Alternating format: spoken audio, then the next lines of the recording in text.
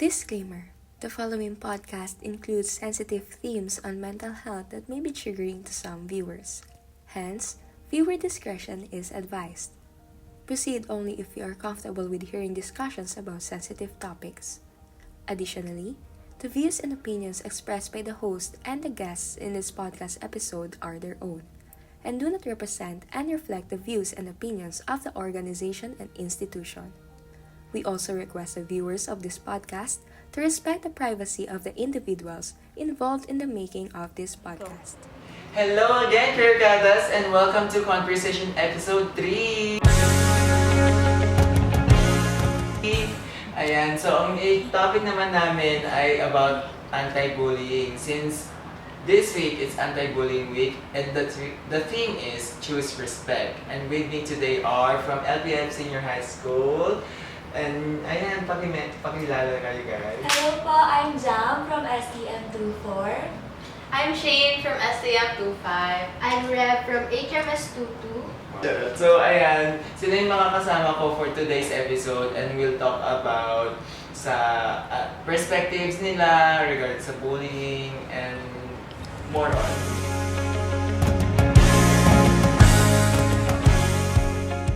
So we'll start na with the questions. So let's talk about more sa anti-bullying week. Anti-bullying week. Ayan, why is anti-bullying week important and how can it raise awareness about bullying in schools? For me, anti-bullying is really important, especially sa generation po natin, di ba? Ito yung parang, I think, the peak of parang maraming like bullying na nagaganap hindi lang sa physical, pero din sa online, di ba? Mas doon nga madami. And I think it is important kasi para maging aware din yung mga tao na ay hindi lang pala ito yung forms of bullying na meron. Baka ako nakakasakit na pala ako, hindi ko pala alam. Parang I think it is important nga para maging aware din yung lahat, hindi lang tayo students, but more on like lahat talaga in general. For me, almost same na din sinabi niya, pero it is important kasi most commonly, parang pag nakikita ng iba, pikit mata. Parang hahayaan lang nila kasi it doesn't concern them. Pero paano kung yung bullying na yon, it will lead to something much bigger. So parang yung anti-bullying week natin, para maging aware yung student sa mga possible na mangyari or possible na effect ng bullying sa student. For me naman po, I think anti-bullying week is important. Like, more than to spread the awareness, para din po para malaman ng mga tao in a way na, for example, sabi nga po ni Jam na parang, nakakasakit na pala ako. And also, sometimes, kasi when it comes to friendships, na parang hindi mo pala nanonotice na nasasaktan ka na pala ng friends mo.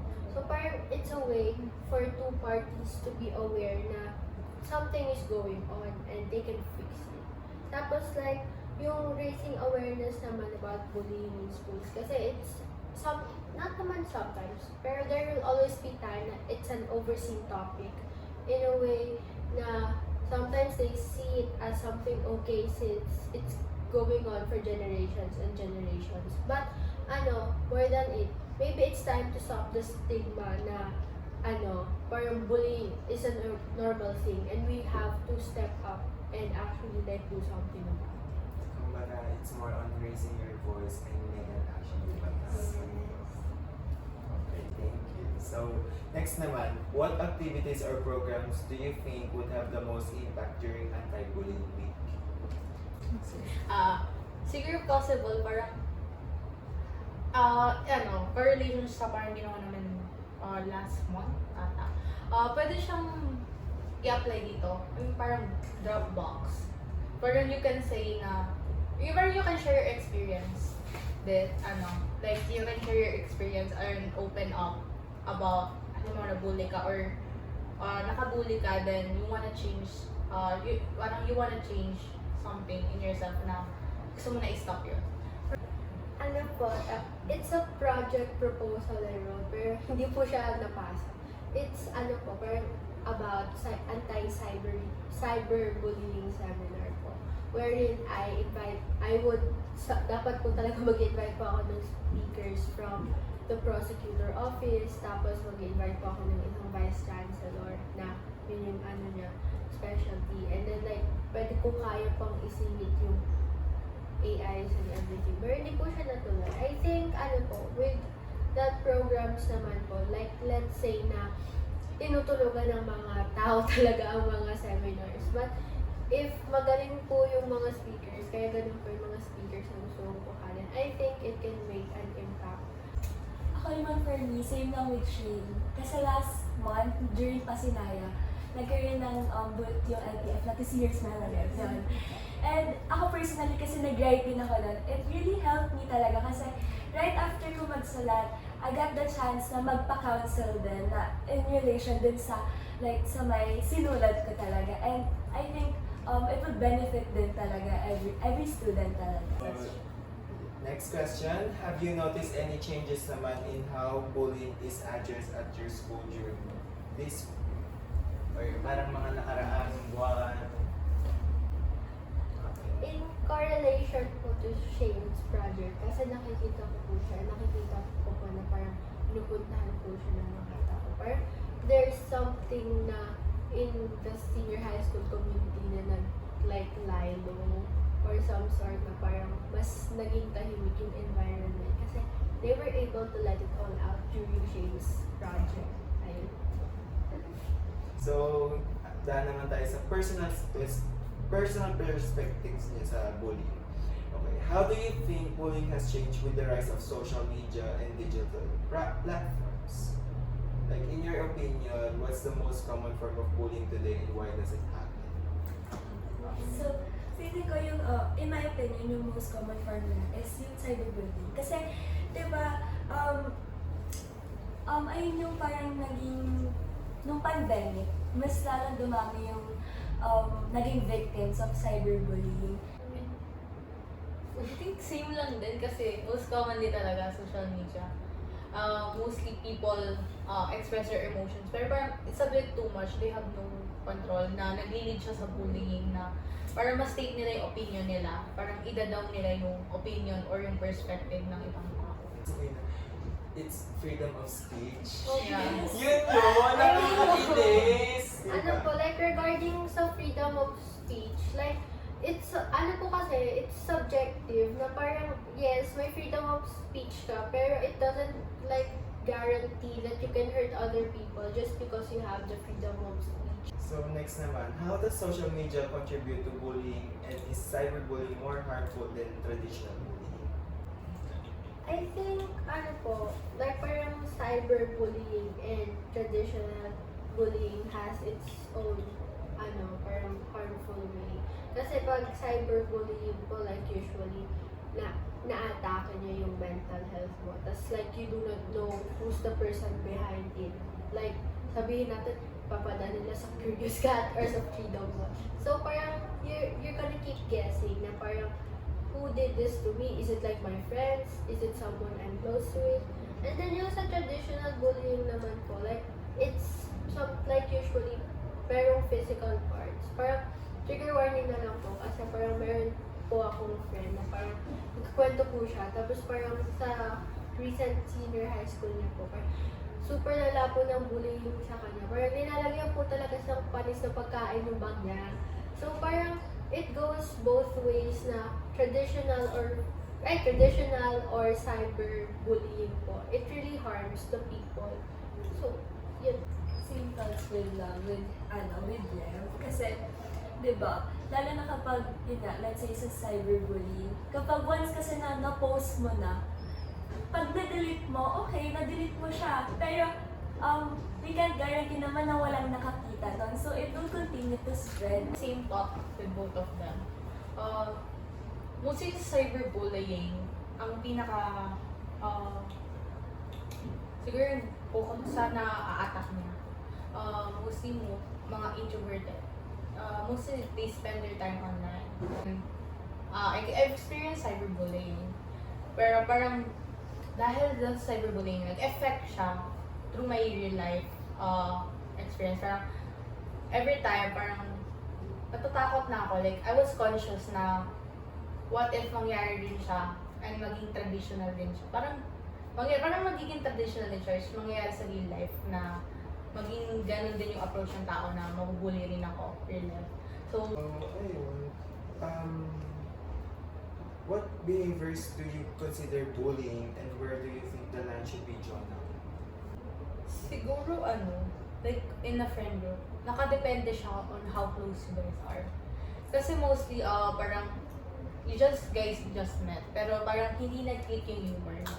And you thought that is normal. Halimbawa, parang yung love language mo is parang insult na for fun. Pero parang na-encounter mo yung hindi mo ka-humor. And nagano mo siya and parang na-insult siya. And yun nga, parang 5-second rule kanina. So I think you should, parang consult mo na with the person na kung okay lang ba sa kanya yung gantong humor mo or okay lang ba sa kanya na, or explain mo sa kanya how the way you talk. Doon magdodraw yung line sa way kung paano may approach yung isang tao. Kailangan mo muna alamin kung ano yung preference niya, kung ano yung humor niya bago ka magbiro ng parang insult na biro. Add ko lang din doon, sa friendship. Kasi di ba once na, let's say nga, hindi na nag-click yung humor nyo. So, magkakaroon ka na ibang friend group and you will start backstabbing that person. Bakit ganyan yung humor? Ito, ganyan.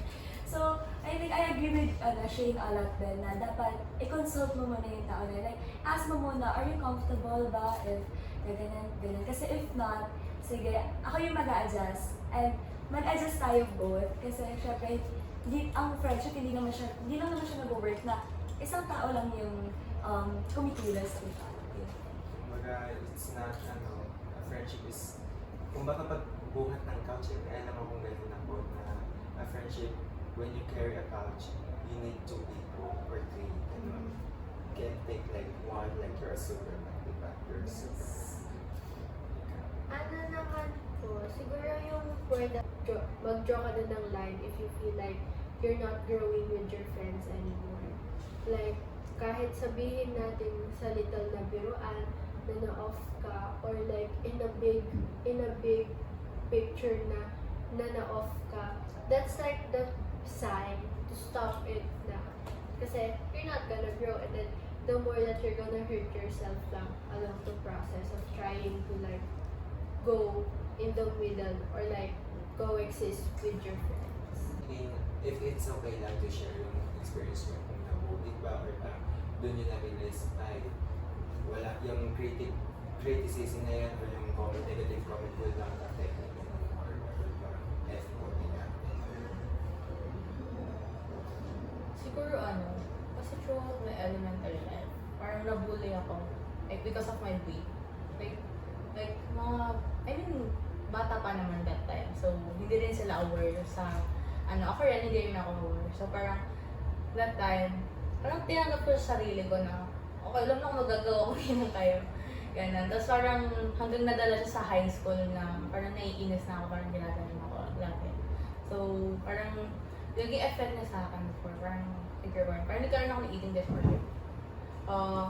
Then, lumala siya nung pandemic, then hindi ko siya nakontrol. Tapos, ayun. Pero ngayon naman, meron siya nakontrol ko na. Pero, minsan, parang nag-affect din siya na parang ayaw ko, yung pag-trip ko lang kumain sa ako sa kahit gano'n. Tapos, siguro na, yung sinabi ko rin kanina na, yung sa word, sa mouth, parang on your friend. Parang naging ganun din ako before. I was unaware na parang nakaka-insult na pa yung sinasabi ko. Pero nung naging aware ako, once na may nag-call out sa akin, I stopped. Then, parang nag-sorry ako sa taong nasabihan ko man nang hindi maganda na hindi ko ka-humor. So, before, ngayon, parang, what I learned from that, iniisip ko muna kung tama ba yung sabihin ko na, or kung ka-humor ko ba siya, or ka-close ko, gano'n ba kami ka-close bago ako mag-joke sa kanya ng gano'n. So, can you share a time when you witnessed or experienced bullying and how it made you feel? Ako, elementary hanggang grade 7, ako nun. Kasi, product ako ng broken family. So, ako ayaw ko personally pinag-uusapan na, mom and dad. I mean, nasa ibang bansa na totally naman wala, di ba? Parang, and nung elementary ako, syempre, pag may family day, gano'n, syempre nandiyan yung lola ko. Pero iba pa rin kasi yung feeling na may mom and dad ka. Yung mga classmates ko, nasan yung parents mo? Nasan yung parents? Ba't wala kang parents? Hindi mo kasi we're not parents. Ba't? Like, alam mo yung parang, hindi ako marunong ma-musical or what. Kasi, parang elementary ko ngayon, student leader siya na ako that time. So, parang kailangan ko yung temper is, kalma palagi, gano'n. So, merong one time nun, grade 3, new transfer ako dun sa school ko. Nasaan yung parents mo, Jam? Siguro hindi ba ka na dad? Hindi na parents mo. Hindi ko siya natansya. Parang, talaga? At that time, parang officer ako ng class, ang ginawa ko, iniwan pala ako ng dad ko. Palabas siya ng namin, ng classroom namin. Katabi namin principal's office. Tinatid ko siya. Yes!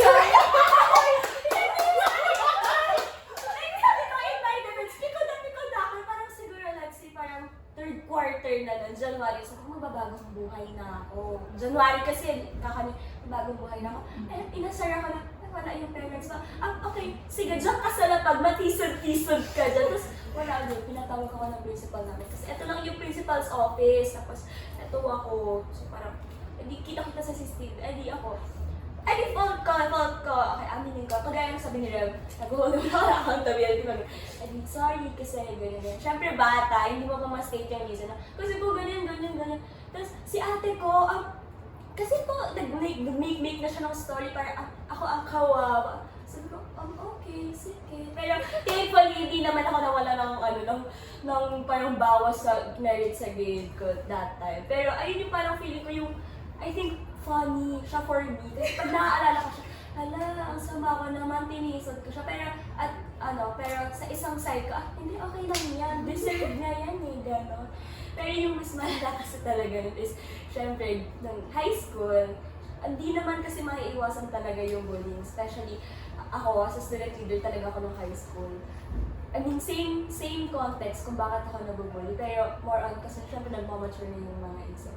Mas malala siya. And ayun talaga yung naka-affect talaga sa akin nun. Kasi, I think grade 10 ako nun kasi student council president ako ng batch namin. And yun nga, naka-experience ako sa cyberbullying. Tapos, not totally physical, pero verbal. And it really affected my mental health that time. Kasi parang, syempre kagaya sa cyber kanina, hindi mo alam kung sino nagsasabi. Parang siguro ng time na yun, parang may video kasi, like, kasi ako, mahilig ako mag-send ng video sa friends ko, random din nakanta ako, makita nila yung video ako nakanta, ganyan. I think kahit story ko sa IG, din ako. Tapos ayun, tapos parang, siya, kinuha yung mga friends namin, parang normal na sa kanila yun. Siya, kinuha yung video na yun, tapos parang naiyak ko sa video na yun. Like, I think, I remember na, Attack on Titan to, yung spoiler. Namatay si Sasha, ganyan.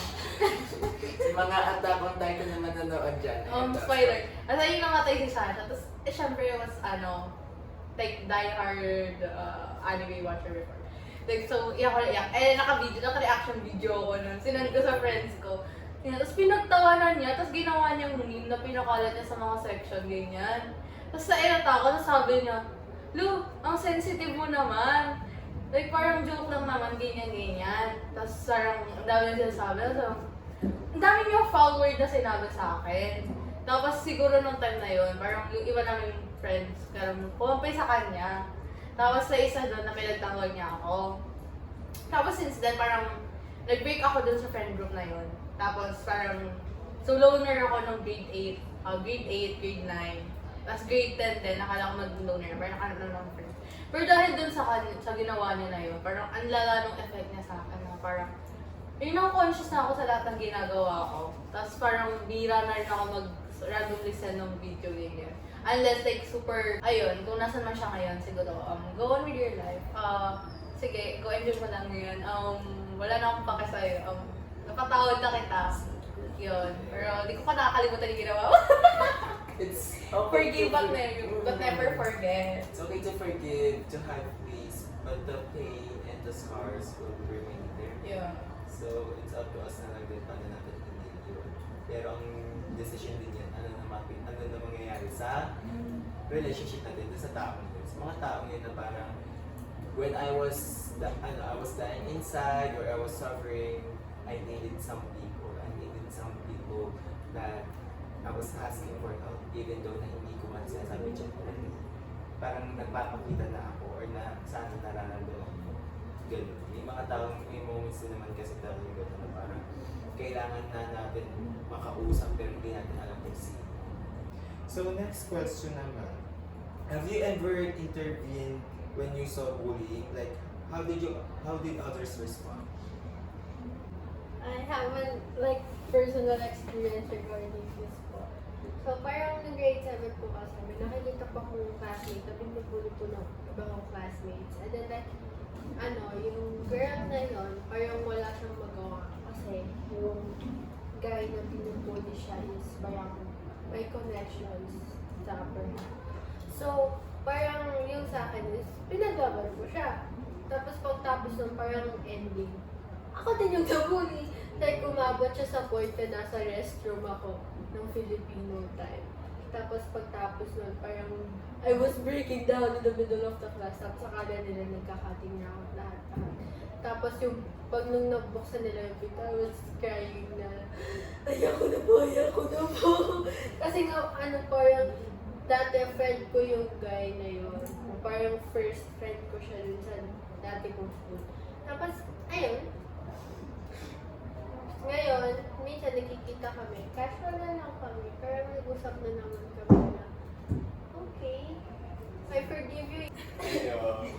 Ako, internet siya sa Twitter dati. Di ba ex na siya? Sa Twitter. Kasi di ba nung pandemic, uso yung mga stan account. Basta kayo nag-stan ka.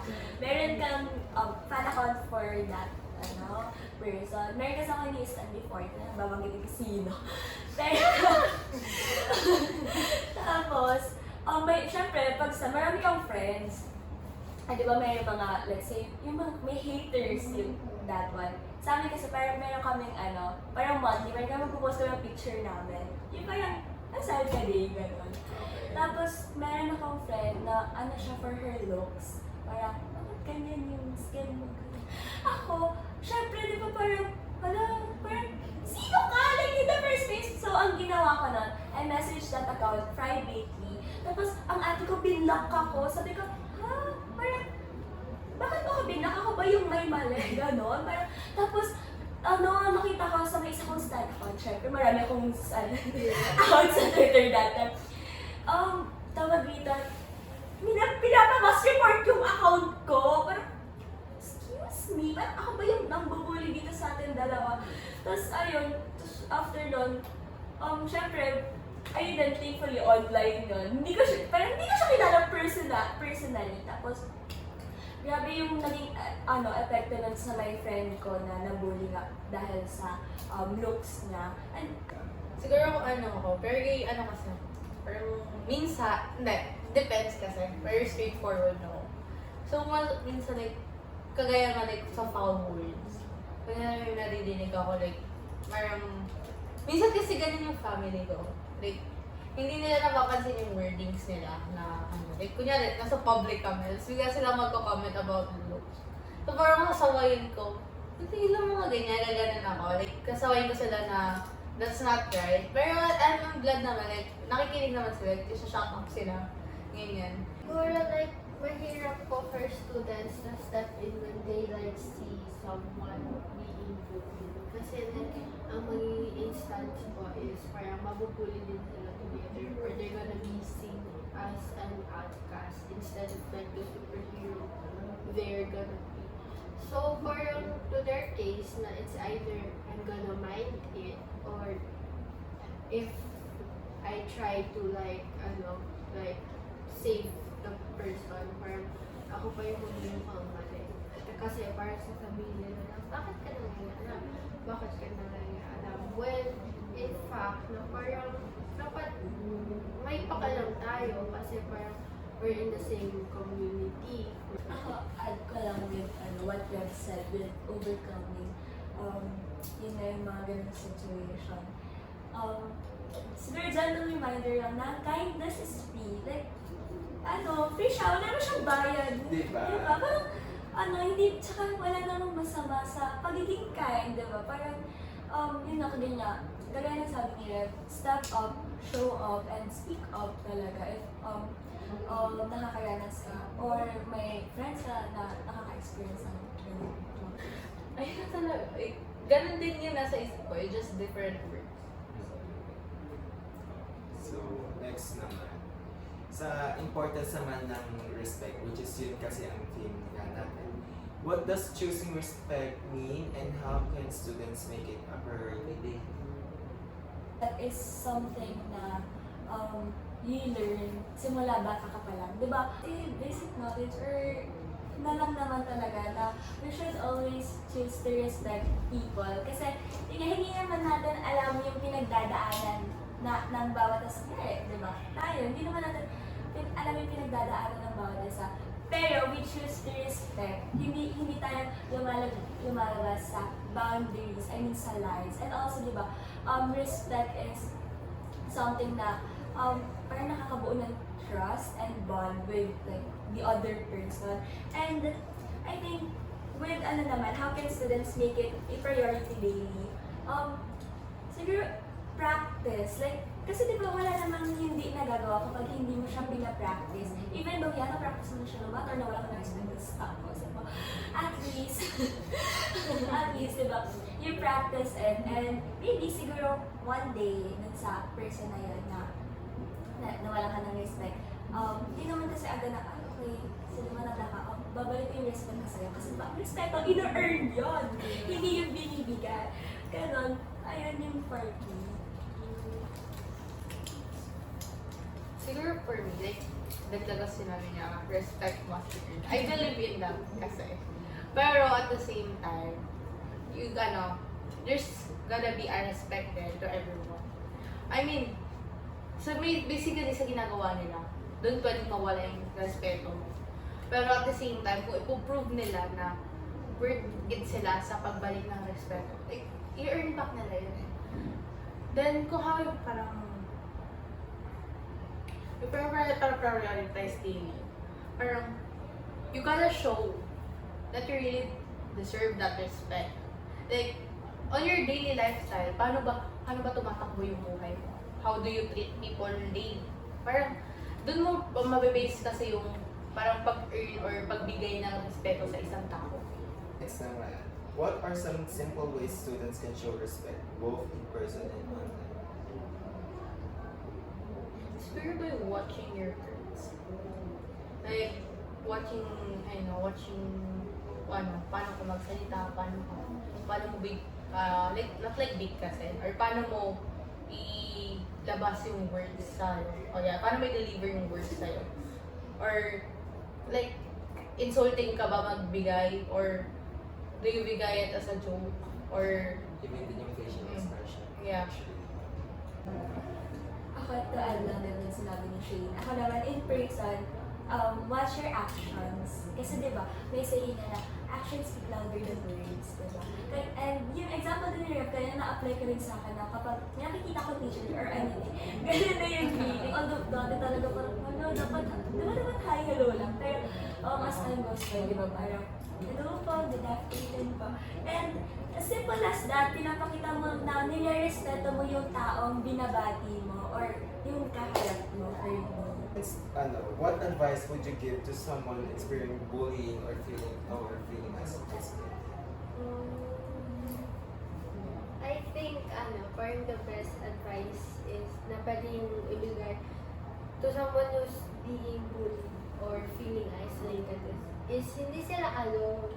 Like, siguro kasi taga-LPF ako, so parang I'm a bit closer with the counselors. Pero, ayan lang, parang if you're having a hard time, yes, you have your friends, and yes, meron kang pwedeng taong pwedeng kausapin regarding it. But if you really want to help yourself, sa counselors ka pumunta. Ako, add ko lang din kayo. Yun nga. Kasi, ang funny kasi may sinulat din ako for myself, like way 2022. And so, basahin ka na lang. You are not alone. Remember that you do not have to be okay right now. It's okay to not be okay. Heal at your own pace. Come back when you're ready. Kindness is not offered. Kindness is not just offered to others, but also to yourself. And I hope the universe is kind. Sa akin, recently ko lang actually natutunan to quote na to. Parang, ang theme kasi ngayon ng fairy tale. Ng LTF! ng LTF namin ay more on fairy tales and modern fantasy and stuff. And nagkaroon ng moment na yung may ganap sa moon, parang big full moon ba yun? So, lumabas ako noon, nagtingin ako, tapos may mga nakita kong stars. At kailangan ko usually gumagana ako ng stars and moon. Tapos, doon ko na-realize parang, the stars in the sky count how much hope there is. Actually, talaga, diba? So, you cannot count the stars kasi there's something. And that's yun yung kung ilan din yung hope, which is infinite. Kapag walang stars, uulan. Ganun lang. Pag walang stars, uulan. Kumaga may ganung personality na there is that series na okay, the stars in the sky, yun yung nag-represent ko. Kapag wala mo, iuulan. O ayun na, wala na. Pero at the same time, magkakaroon din yan. Diba? So, next ay sa pag-moving forward, if you could change one thing about how bullying is addressed at school, what would it be? Okay, so I handled that case regarding like mas parang yung case na parang sinasabi kasi sa akin na parang lalala ng pag-joke niya na nakaka-offend na and everything. Tapos parang dinala siya sa police. Pero siguro yung way lang na sana na-handle na siya is instead of like being abused, sana parang nag-communicate mo na openly, alone yung mga taong involved. So, thank you so much for having your time here sa aming podcast. And that's it for today, guys. We are LTF, igniting hearts, empowering minds.